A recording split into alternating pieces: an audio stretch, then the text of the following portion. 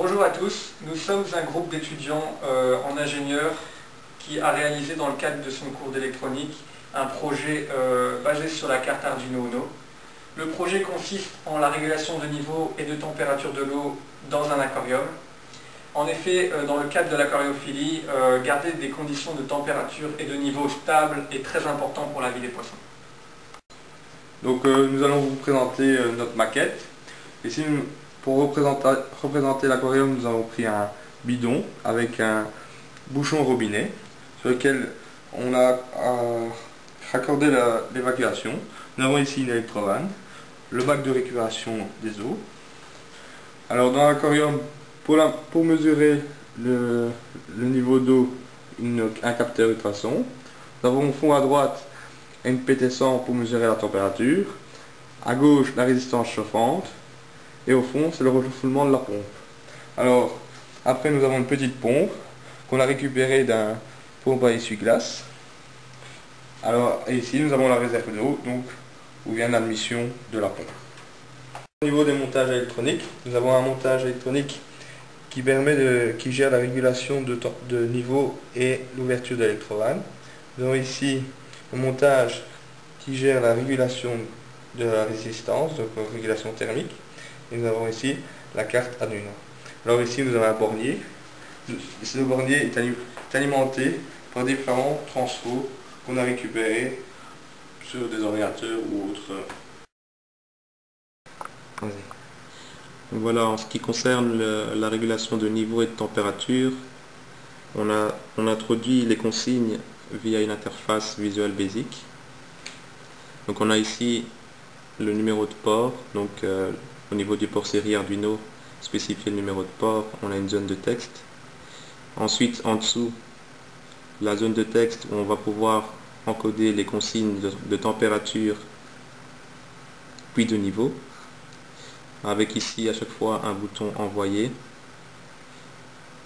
pour envoyer les différentes consignes. La zone de texte qui se trouve juste en dessous est la zone qui représente le moniteur série. On va pouvoir lire en fait les différentes données qu'on va retrouver, qu'on va écrire dans le moniteur série. Ici le bouton au milieu c'est pour rafraîchir le moniteur série et on a un petit bouton quitter lorsqu'on aura fini de coder les différentes consignes. Alors maintenant nous allons vous présenter le fonctionnement général de notre maquette. Alors on est d'abord sur l'interface. On va introduire le numéro de port, série, puis ensuite les consignes de température et de niveau. On va les envoyer. Et puis en dessous nous capturons les différentes mesures faites par le capteur ultrason et la PT100. Donc maintenant, pendant que la maquette fonctionne et que l'aquarium se remplit, je vais vous expliquer un peu le fonctionnement des diverses régulations. Donc tout d'abord, la régulation de niveau, la mesure du capteur est comparée à la consigne et rentre dans une fonction PID qui va nous renvoyer une commande. Et cette commande sera appliquée sur la pompe sous forme de tension. La pompe ira plus ou moins vite en fonction de la tension qui lui sera appliquée et donc aura un débit plus ou moins important. Au niveau de la température, la résistance chauffante ne s'active pas tant qu'il n'y a pas un niveau d'eau dans l'aquarium minimum, ce afin de ne pas chauffer pour rien. Une fois qu'un niveau minimum est atteint, la résistance chauffante va s'activer pour qu'on atteigne la consigne.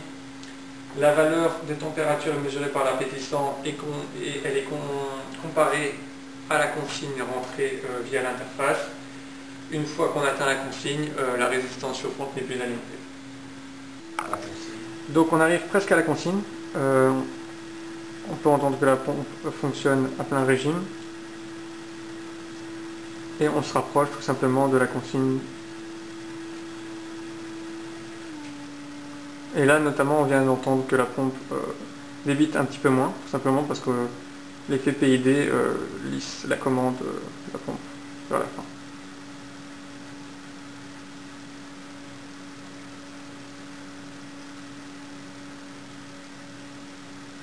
Petit à petit, le bac va se remplir jusqu'à atteindre la valeur de la consigne. Là, on vient d'entendre que ça s'est totalement arrêté. C'est tout simplement que le niveau mesuré par le capteur a atteint la consigne souhaitée. On va maintenant tout de suite pouvoir simuler aussi le fait que si la valeur de niveau est supérieure à la consigne, l'électrovanne va s'activer pour vider le bac. Donc, on vient de rentrer le bac et tout de suite, là, on voit que l'électrovanne s'est activée et vide le bac. Elle se désactivera une fois qu'on sera redevenu, une fois qu'on sera revenu en dessous de la consigne, tout simplement.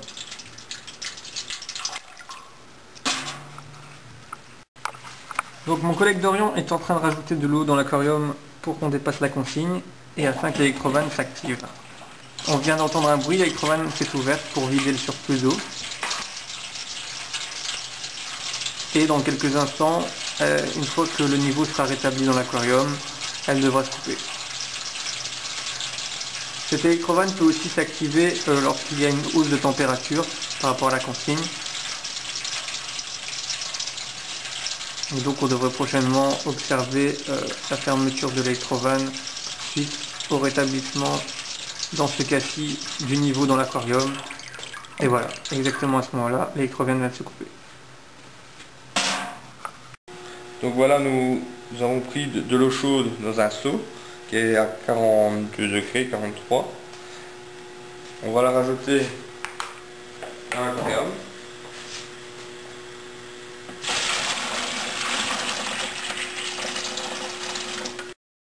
L'électrovanne s'est activée tout simplement parce que la température est supérieure à la consigne.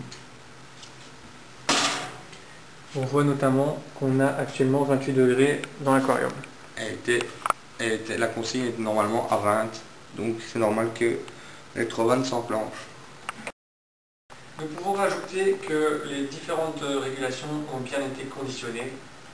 En effet, par exemple, si la température est supérieure à la consigne de température, mais que le niveau n'est pas encore atteint, on ne va pas vider le bac, tout simplement parce qu'on rajoute encore de l'eau froide et qu'on va pouvoir redescendre la valeur de la température. On peut aussi rajouter, on est conscient en fait que la maquette peut encore être améliorée. Ce n'est en effet qu'un prototype visant à mettre en évidence les différentes régulations. Voilà, nous vous remercions de votre attention. Bonne journée.